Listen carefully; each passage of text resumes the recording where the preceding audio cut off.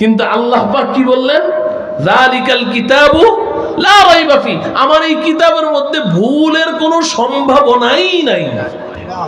নির্ভুল শিক্ষা, কোনো ধোঁকা নাই, কোনো মিথ্যা নাই, কোনো প্রতারণা নাই। এখন যে সমস্ত পিতামাতারা তারা বলে যে এই মোল্লাগিরি শিখিয়ে আমার সন্তানকে আমি ফকির বানাইতে চাই না, আমার সন্তান খাবে কি, পড়বে কি, এই মৌলবী শিক্ষা শিখলে, এই ফকিরি শিক্ষা শিখলে, এই বেকার শিক্ষা শিখলে আমার সন্তান খাবে কি? আমি ওদেরকে বলি, আমরা যা খাই তোমরা তাই খাবে, আমরা যা খাই তোমাদের সন্তান তাই খাবে। আমরা কি না খেয়ে আছি? এই হতভাগা পিতারা শুধুমাত্র তাদের সন্তানদেরকে ওই জাগতিক শিক্ষাটাই শিক্ষা দিয়েছে। জাগতিক শিক্ষার প্রয়োজন আছে, পৃথিবীতে ডাক্তার লাগবে, ইঞ্জিনিয়ার লাগবে, প্রফেসর লাগবে, প্রকৌশলী লাগবে, না হলে এই পৃথিবীর এই সমস্ত ব্যবস্থাপনা এগুলো, এই যে বিশাল বিশাল ফ্লাইওভার দিয়ে আমরা চলছি, এই যে বিশাল বিশাল কালভার্ট, বিশাল বিশাল ব্রিজ, এত হাই রাইজ বিল্ডিং, এগুলো তৈরি করতে ইঞ্জিনিয়ার লাগবে, অসুস্থ রোগীদের চিকিৎসা করতে ডাক্তার লাগবে। হ্যাঁ, জেনারেল শিক্ষা এটার প্রয়োজন আছে, কিন্তু যদি আমার সন্তানকে শুধু এই শিক্ষায় শিক্ষিত করলাম, কোনোদিন আমি এই কোরআনী শিক্ষা টাচ করতে দিলাম না, যে না ওটা জঙ্গিবাদের শিক্ষা, ওটা মৌলবাদের শিক্ষা, ওটা বেকার শিক্ষা, ইত্যাদি ইত্যাদি অপবাদ লাগিয়ে আমার এই সন্তানকে আমি শুধুমাত্র এই জেনারেল শিক্ষায় শিক্ষিত করেছি, পরবর্তীতে এই সন্তান যখন বড় হয়, বড় হওয়ার পরে নিজ হাতে মা বাবাকে জবেহ করে দিচ্ছে। জবে করছে কি করছে না? একটা দুইটা ঘটনা বাংলাদেশে এই পর্যন্ত এক দুইটা ঘটনা ঘটেছে না। এবং এই বাংলাদেশের একেবারেই এই জাতীয় শিক্ষা প্রতিষ্ঠান সবচেয়ে প্রসিদ্ধ, সবচেয়ে বড় আমাদের সাভারের জাহাঙ্গীরনগর ইউনিভার্সিটি। মাশাআল্লাহ, আমাদের দেশের সোনার ছেলে 100টা ধর্ষণ করে সে মিষ্টি বিতরণ করে। আমার প্রিয় ভাই, এগুলো বাস্তব না অবাস্তব? এগুলো কেন হয়েছে? শুধু ওই শিক্ষাটাই, সে এই শিক্ষাকে টাচ করতে দেয় না মা বাবা।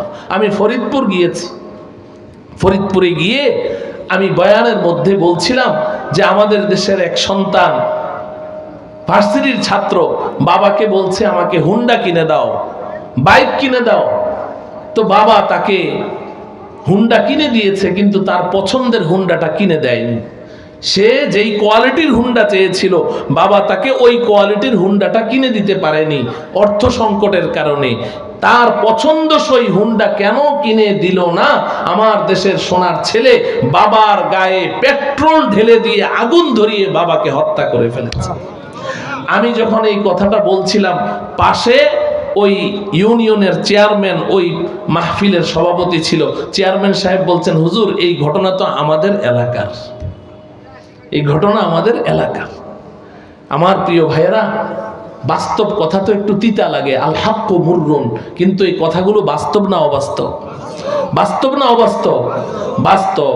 আমি টাঙ্গাইলে গিয়েছি, টাঙ্গাইল কালীহাতি থানা জামে মসজিদের খতিব আমার বন্ধু, উনি বলছেন, মুফতি সাহেব বলছেন, হুজুর আমার মসজিদের সামনে 5 তলা একটা বিল্ডিং, এই বিল্ডিং এর মালিকের একমাত্র ছেলে সজীব, একমাত্র ছেলে। তো বাবা মা ওই ছেলেকে আদর করে ওই গেটের সামনে লিখে দিয়েছে সজীব ভিলা। বাবা নিজের নামও লেখে নাই, মা তার নাম লেখে নাই, আদরের সন্তানের নাম লিখেছে সজীব ভিলা।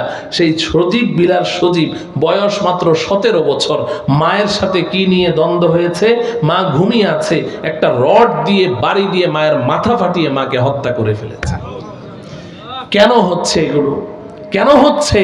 ও আমার প্রিয় ভাইয়েরা, এর একমাত্র কারণ হলো যে এই যে শিক্ষাটা, এই শিক্ষাটার মধ্যে ধোঁকা আছে, প্রতারণা আছে, মিথ্যা আছে।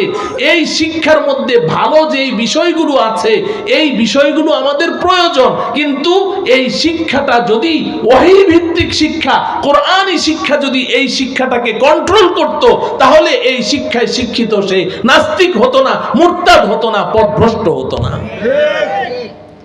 এজন্য আমি আজকে আপনাদের কাছে যে দাওয়াতটুকু পেশ করতে চাই, সেটা হলো আপনি আপনার সন্তানকে ডাক্তার, ইঞ্জিনিয়ার, প্রফেসর, জজ, ব্যারিস্টার, ব্রিগেডিয়ার যা খুশি তাই করেন আপনি, কিন্তু এই ভুলটা করবেন না যে আপনি বাস শুরু থেকেই তাকে ওখানে পাঠিয়ে দিলেন। না, আপনার সন্তানের প্রাথমিক শিক্ষার ফাউন্ডেশন হতে হবে কোরআনী শিক্ষা, ওহী ভিত্তিক শিক্ষা। এটা ফাউন্ডেশন করেন, এটা দিয়ে শুরু করেন।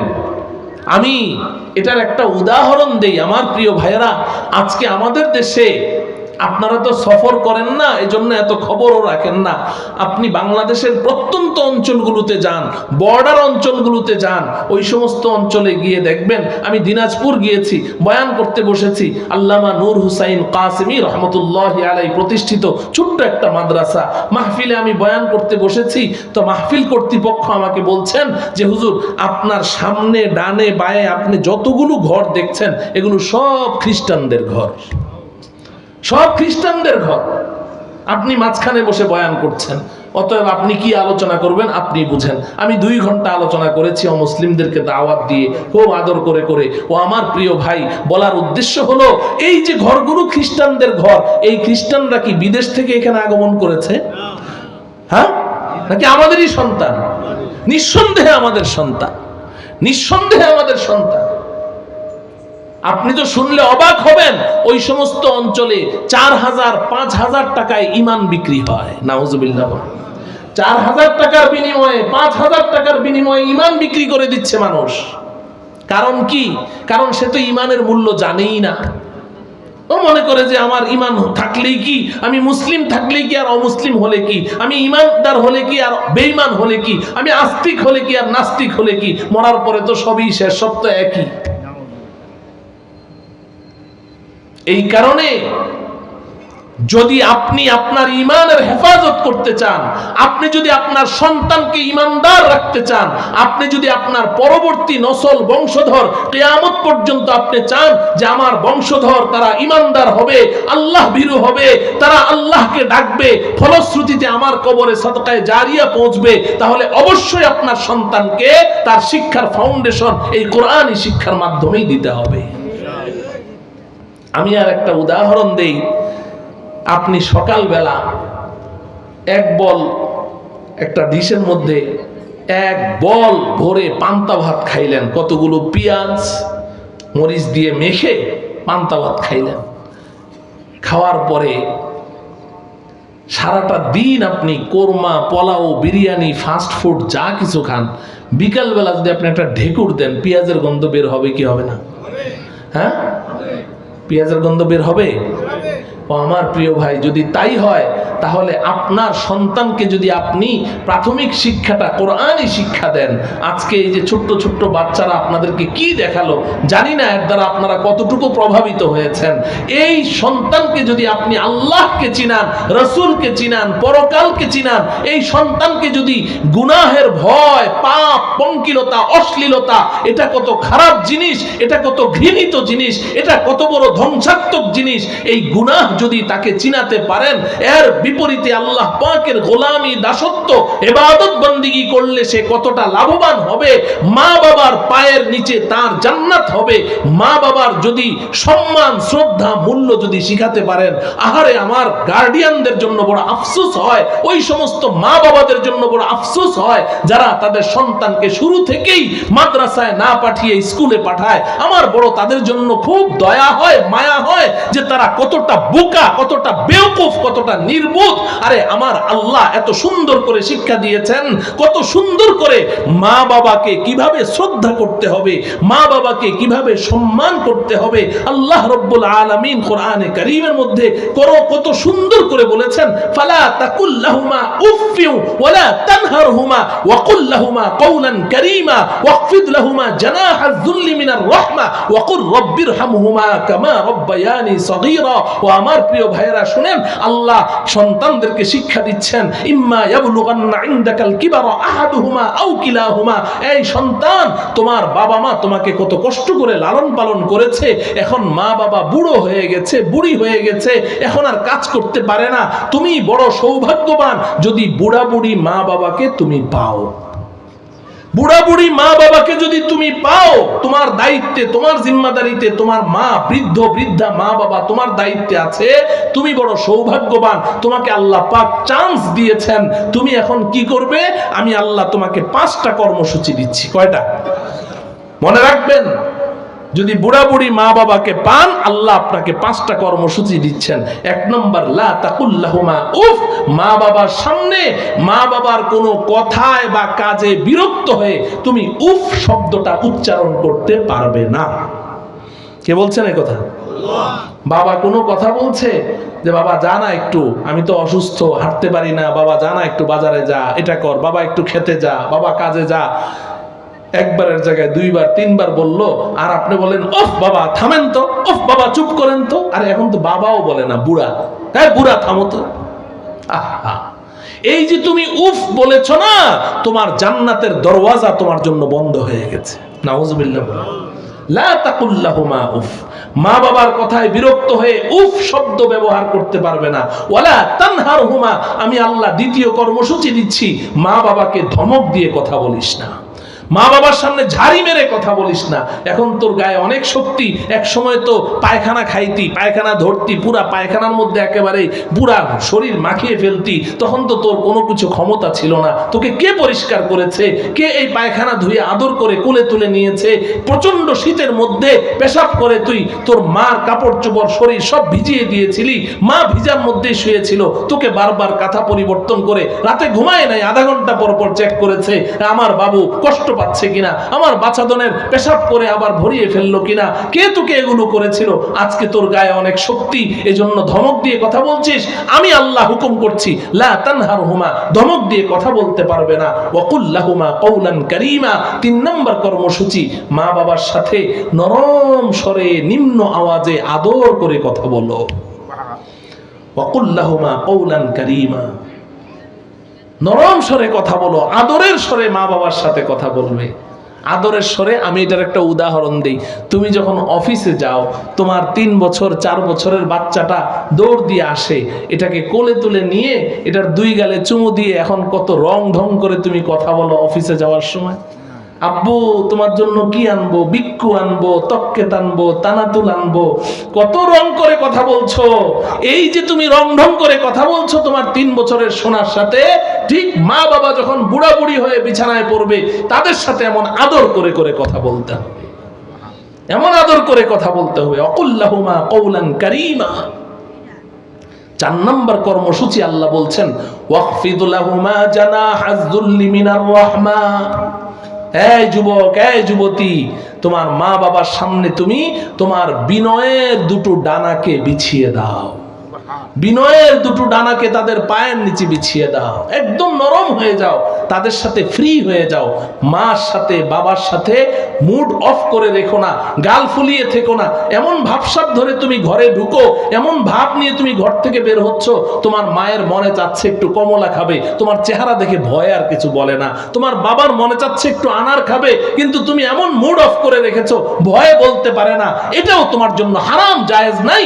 তুমি তাদের সাথে একদম বন্ধু সুলভ আচরণ করবে, ফ্রি হয়ে যাবে, যাতে মনের সব কথা তোমাকে খুলে বলতে পারে। আজকে তো তাদের তোমার ছাড়া আর কেউ নেই, তুমি তো তাদের অবলম্বন, অতএব তাদের সাথে ফ্রি হয়ে যাও। ওয়াকফিদ লাহুমা জানাহাজ যুল্লি মিনার রাহমা। কার নির্দেশ? আমার আল্লাহ কত সুন্দর করে করে আপনার সন্তানকে এগুলো বুঝায়। আজকে আপনি স্কুলে দেন, আপনি হয়তো আমাকে বলছেন হুজুর স্কুলের শিক্ষার বদনাম করছেন। না, আমি স্কুল কলেজ ইউনিভার্সিটির শিক্ষার বদনাম করছি না। এখানে যারা মুরব্বীরা আছেন, আমরাও তো স্কুলে পড়েছি, আমি তো স্কুলে পড়েছি, কলেজে পড়েছি, কবি নজরুলের ছাত্র আমি ওগুলা পড়েছি, আমি কেন বদনাম করব? আমি বদনাম করছি না, কিন্তু এই স্কুলের সিলেবাস পরিবর্তন করতে করতে, বিশেষ করে আমাদের বিগত এই ফ্যাসিস্ট, এই বাংলার ফেরাউন এই শিক্ষাটাকে এমন ভাবে পরিবর্তন করেছে, এটাকে আর শিক্ষা বলার যোগ্য না, এটা একটা অশিক্ষা, কুশিক্ষা। এটাকে এখন ডাস্টবিনে নিক্ষেপ করতে হবে, সম্পূর্ণ এটাকে বরবাদ করে দিয়েছে। আর এই স্কুলের মধ্যে কি আমরা মা বাবার সম্মান পড়ি নাই? আমরা কি সাহাবায়ে কেরামের জীবনী, হযরতে ওমরের জীবনী আমরা পড়ি নাই? কবি নজরুলের কবিতা, ঈমান দীপ্ত কবিতা আমরা পড়ি নাই? এখন সমস্ত মুসলমানদের এই সমস্ত কবিতা, পদ্য, গদ্য এগুলো সব কাটছাট করে এখন হিন্দুদের লেখা দিয়ে ভরপুর করে দেওয়া হয়েছে, সব বরবাদ করে দেওয়া হয়েছে। আপনি মিষ্টি আম খাবেন আর তেঁতুলের বিচি মাটির নিচে রোপণ করবেন, গাছ ওঠার পরে করে তাকিয়ে থাকবেন কবে আম ধরবে, আম পাকবে, আম খাবো। আপনাকে মানুষ পাগল বলবে। তেঁতুলের বিচি লাগিয়ে আমের আশা করা যেমন একটা পাগলামি, আপনি এই সমস্ত ফ্যাসিবাদী সরকার এবং এই হিন্দুয়ানি শিক্ষা শিখিয়ে আপনি সন্তানের কাছ থেকে আপনি শেষ জীবনে তার কাছ থেকে সম্মান শ্রদ্ধা পাবেন, এটাও আপনার একটা পাগলামি ছাড়ার কিছু, পাগলামি ছাড়ার কিছু। আমার প্রিয় ভাই, বুঝতে চেষ্টা করেন, বুঝতে চেষ্টা করেন। আমি বলিনি যে আপনার ছেলেকে আপনি মুফতি মুহাদ্দিস বানান, সেটা তো আপনার কপাল লাগবে, আল্লাহ যদি তৌফিক দেয়, এছাড়া আপনি পারবেন না। কিন্তু অন্তত পক্ষে প্রাথমিক শিক্ষাটা আপনি ওয়াহি ভিত্তিক শিক্ষা, কোরআনী শিক্ষা দেন, প্রাথমিক শিক্ষাটা দেন। তাহলে ইনশাআল্লাহ আপনার সন্তান বড় হয়ে ডাক্তার, প্রফেসর, ইঞ্জিনিয়ার হোক, পাইলট হোক, বাংলাদেশের যদি প্রেসিডেন্টও হয়ে যায়, প্রধানমন্ত্রীও হয়ে যায়, কিংবা যদি যত কিছুই হোক না কেন, আপনি মারা গেলে আপনার প্রেসিডেন্ট সন্তান আপনার জানাজার নামাজের ইমামতি করবে, আপনার খাট কাঁধে নিবে, কাঁধে নিয়ে আপনাকে কবরে নিয়ে শোয়াবে। পক্ষান্তরে আমার এই কথাগুলো যদি ভালো না লাগে, তাহলে এই বাংলাদেশ উন্নত বিশ্বের সাথে তাল মিলিয়ে খুব দ্রুত গতিতে এগিয়ে চলছে। সাবাস বাংলাদেশ, উন্নত বিশ্বে আমাদের দেশে যেমন গরুর ফার্ম আছে, ছাগলের ফার্ম আছে, আমাদের দেশে এরকম এই সমস্ত মুরগির ফার্ম আছে। উন্নত বিশ্বে মানুষেরও ফার্ম আছে, বুড়া বুড়িদের ফার্ম। ওই উন্নত বিশ্বের সাথে তাল মিলিয়ে এখন বাংলাদেশেও কিন্তু বুড়া বুড়িদের ফার্ম হয়ে গেছে, আছে না নাই? দেখে এসেন, আমি নিজের চোখে দেখে এসেছি, কথা বলতে হয় তো, দেখে এসেন। এই বৃদ্ধাশ্রম, এই বৃদ্ধাশ্রমে যান, ইনশাআল্লাহ আশা করি বৃদ্ধাশ্রমে গিয়ে কোনো মসজিদের ইমাম, কোনো মসজিদের খতিবের পিতামাতাকে ওখানে বের করতে পারবেন না। কোনো হাফেজ, কোনো আলেম, মুফতি, মুহাদ্দিসের পিতামাতাকে বৃদ্ধাশ্রমে পাবেন না। আরে সেটা তো দূরের কথা, মসজিদের একজন সামান্য খাদেম 8-10 হাজার টাকা বেতন দিতেও আপনার কমিটির মাথা ব্যথা হয়ে যায়। এত টাকা দিয়ে সে কি করবে? সেই মসজিদের সেই 8-10 হাজার টাকা বেতনদারি খাদেম, তার পিতামাতাকেও বৃদ্ধাশ্রমে পাবেন না। বৃদ্ধাশ্রমে গিয়ে দেখে আসেন বাংলাদেশের বড় বড় আর্মি অফিসার, অনেক বড় ইঞ্জিনিয়ার, প্রকৌশলী, ডাক্তার, তাদের মা বাবা যারা তাদের জীবনের সমস্ত সম্পদ বিক্রি করেছে, সন্তানকে বিদেশ থেকে পিএইচডি কোর্স করিয়ে এনেছে, এই কোন মা বাবা কলেজ ভার্সিটিতে আর সন্তানকে ডাক্তার, ইঞ্জিনিয়ার, প্রফেসর আর জজ, ব্যারিস্টার জান্নাতে যাওয়ার জন্য বানায় না, বানায় হলো শেষ জীবনে একটু সুখ করার জন্য। হারে ওই হতভাগা মা বাবা, তোর জীবনের সবকিছু শেষ করলি যেই সন্তানের জন্য, সেই সন্তান তোকে শেষ জীবনে ঘর থেকে ধাক্কা দিয়ে ওই বৃদ্ধাশ্রমে পাঠিয়ে দিল। তুই তো এই শিক্ষা দিয়েছিস, আল্লাহকে বেজার করেছিস, জান্নাতকে হারাম করেছিস, তোর তো এখন আমও গেল, ছালাও গেল, সব গেল। অতএব আমার প্রিয় ভাইয়েরা, আমার কথাগুলো হয়তো একটু কড়া হয়ে গেছে, কিন্তু বড় আক্ষেপের সাথে বলছি। কেন বুঝে আসে না? কেন বুঝে আসে না? এখনো কেন বুঝেন না? আপনারা বিবেকবান মানুষ, সন্তানদের প্রাথমিক শিক্ষা কোরআনই শিক্ষা দেন, কোরআনই শিক্ষা দেন, ওয়াহি ভিত্তিক শিক্ষা দেন। এরপরে পর্যায়ক্রমে আপনার কোনো স্বপ্ন থাকলে সেটা পূরণ করেন। ইনশাআল্লাহ আপনার এই সন্তান আপনার নাজাতের উসিলা হবে, আপনার এই সন্তান আপনার জান্নাতে যাওয়ার উসিলা হবে। আল্লাহ রব্বুল আলামিন আমার এই কথাগুলো বুঝে আমাদেরকে ভবিষ্যৎ চলার পথ নির্ধারণ করার তৌফিক দান করুন। আল্লাহ রব্বুল আলামিন আমাদের আজকের এই মাদ্রাসার মাহফিলকে কবুল করুন, এই মাদ্রাসাকে কবুল করুন। ওয়া সাল্লাল্লাহু তাআলা আলা সাইয়্যিদিনা মুহাম্মদ ওয়া আলা আলিহি ওয়া আসহাবিহি আজমাইন। আসসালামু আলাইকুম ওয়া রাহমাতুল্লাহি ওয়া বারাকাতুহু। على سيدنا ونبينا وشفيعنا وحبيبنا ومولانا محمد صلى الله عليه وعلى آله وأصحابه وبارك وسلم. اللهم صل على سيدنا ونبينا وشفيعنا وحبيبنا ومولانا محمد صلى الله عليه وعلى آله وأصحابه وبارك وسلم. اللهم صل على سيدنا ونبينا وشفيعنا وحبيبنا ومولانا محمد صلى الله عليه وعلى آله وأصحابه وبارك وسلم. الحمد لله رب العالمين والصلاة والسلام على سيد الأنبياء والمرسلين.